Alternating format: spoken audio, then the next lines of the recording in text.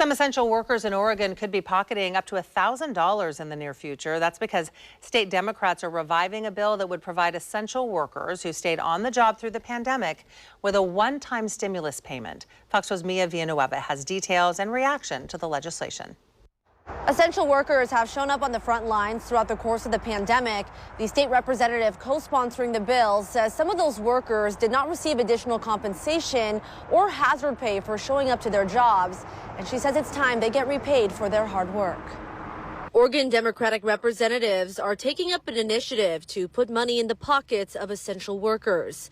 The bill, called the Essential Worker Pay Act, is a trimmed-down version of a bill floated last spring that would have paid essential workers up to $2,000 in stimulus payments. We left the building, and Representative Valderrama and I continued to work on crafting a policy that would have the support needed to deliver payments to essential workers who have shouldered the most risk and received the least compensation during the height of the pandemic.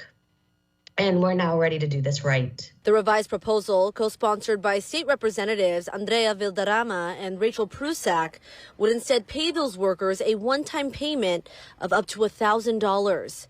During a House meeting on Tuesday, Valderrama said lawmakers were seeking clarification from the Oregon Employment Department as to how many workers could qualify.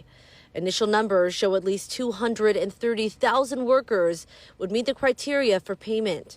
Prusak says the bill aims to help Black, Indigenous, and people of color who she says have been impacted by high COVID rates and low wages. LC 157 centers racial economic justice and by taking these disproportionate impacts into consideration. Here's who would be eligible for the payment.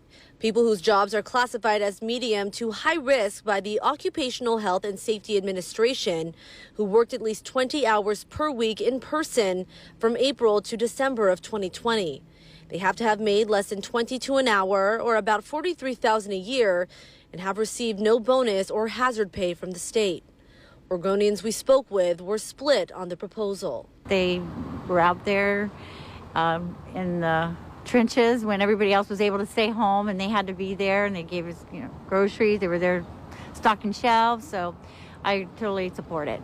You can only print so much money, and we're really going down the wrong road as far as I'm concerned. We all got to go to work. Yeah. Pandemic or not. Valderrama says funding for those stimulus payments could come from the American Rescue Plan funds and state general fund money. Reporting from Beaverton, I'm Mia Villanueva, Fox 12 Oregon.